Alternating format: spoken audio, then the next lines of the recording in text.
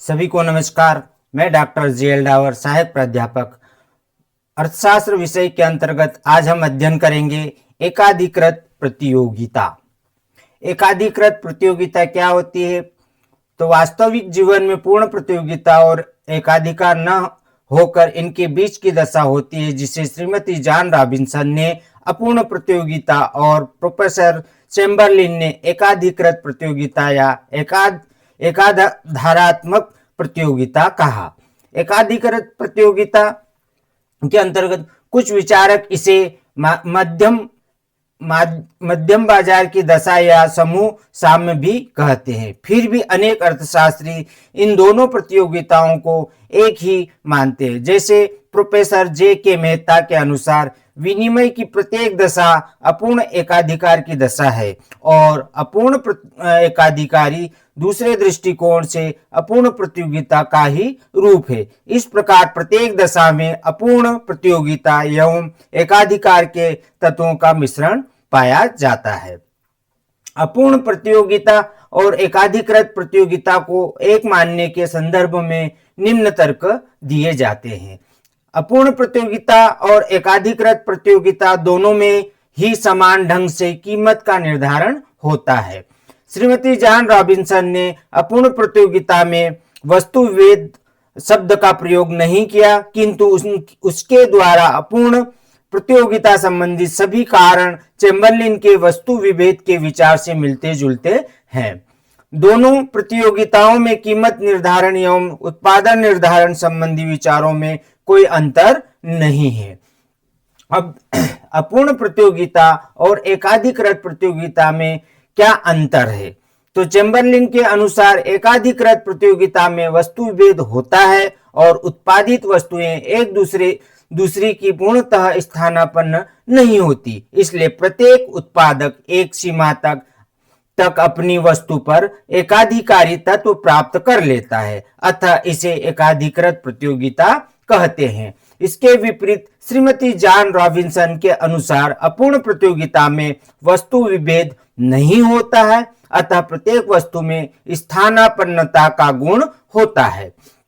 एकाधिकृत प्रतियोगिता में वस्तु में विशिष्टीकरण का गुण होता है, अर्थात वस्तुएं समान नहीं, जबकि अपूर्ण प्रतियोगिता में वस्तुगत विशिष्टीकरण नहीं होता है।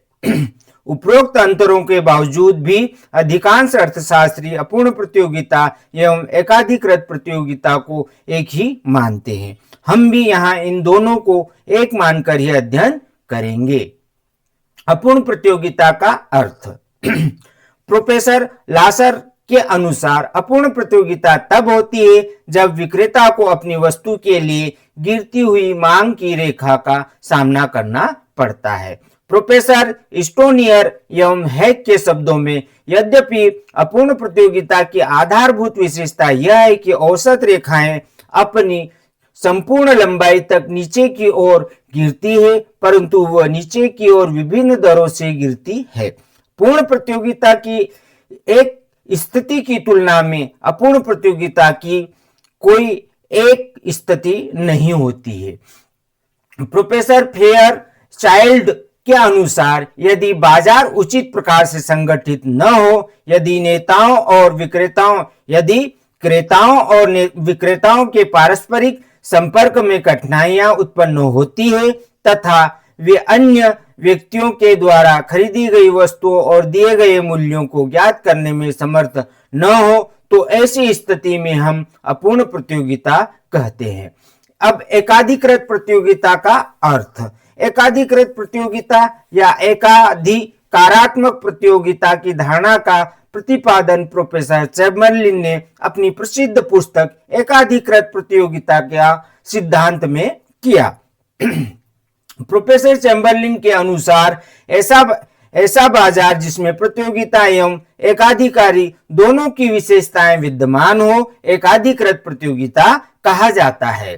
प्रोफेसर लेफ्टविच के अनुसार एकाधिकृत प्रतियोगिता एक ऐसी बाजार स्थिति है जिसमें वस्तु विशेष के बहुत से विक्रेता होते हैं, किंतु प्रत्येक विक्रेता दूसरे विक्रेता की वस्तु से अपनी वस्तु को कुछ तरीकों से उपभोक्ताओं के मन में भिन्नता उत्पन्न कर देता है। प्रोफेसर बेन के अनुसार एकाधिकृत प्रतियोगिता उस उद्योग में पाई जाती है जहां छोटे छोटे विक्रेताओं की संख्या बहुत अधिक होती है और ये विक्रेता विभेदीकृत वस्तुओं का उत्पादन करते हैं। ये वस्तुएं एक दूसरे के निकट की स्थानापन्न वस्तुएं होती है। अब हम देखते हैं एकाधिकृत प्रतियोगिता की प्रमुख विशेषताएं क्या है।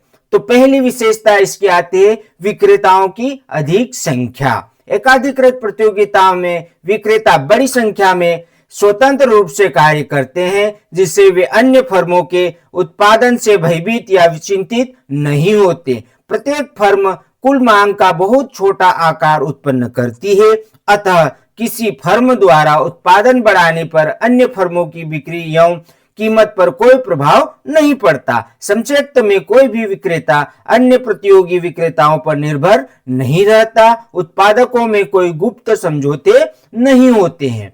दूसरी जो विशेषता आती है एकाधिकृत प्रतियोगिता की, वह है वस्तु विभेद।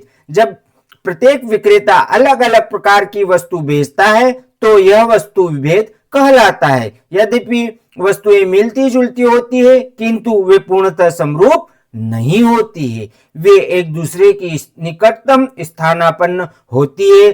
जैसे अनेक प्रकार की पेंसिलें, टूथपेस्ट, टूथब्रश, पेन आदि की कीमतें इसी आधार पर निर्धारित होती है। अगली जो विशेषता आती है अपूर्ण ज्ञान। क्रेताओं को इस बात का ज्ञान नहीं होता है कि किस कीमत पर उसकी पसंद की वस्तु कौन सा विक्रेता बेच रहा है, इसलिए वे ऊंची कीमत पर भी वस्तुएं खरीद लेते हैं। अगली जो विशेषता आती है इसकी फर्मों की स्वतंत्र प्रवेश व बहिर्गमन।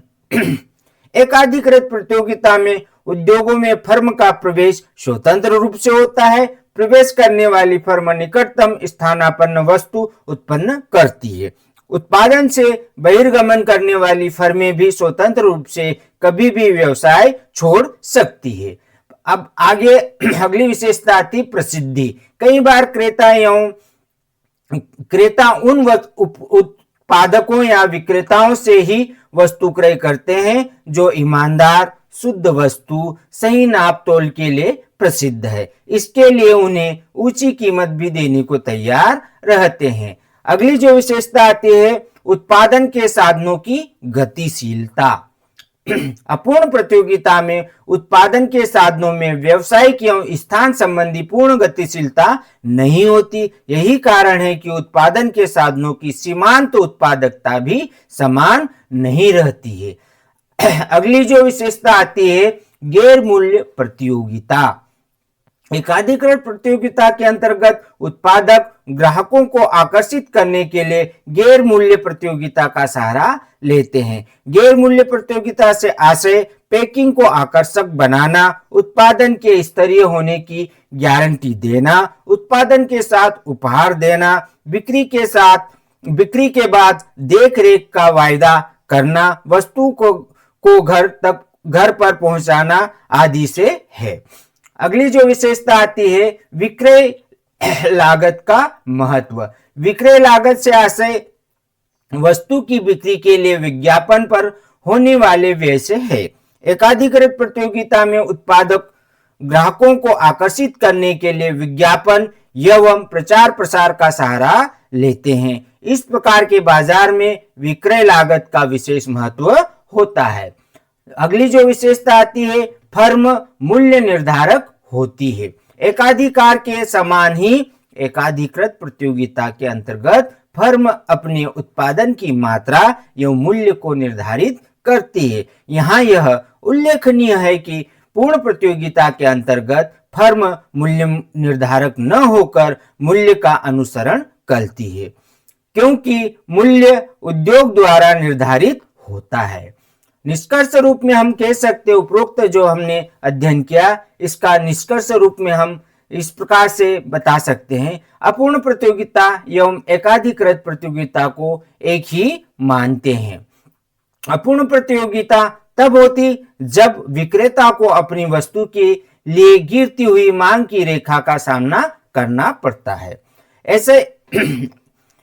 ऐसा बाजार जिसमें प्रतियोगिता एवं एकाधिकार दोनों की विशेषताएं विद्यमान हो एकाधिकृत प्रतियोगिता कहा जाता है।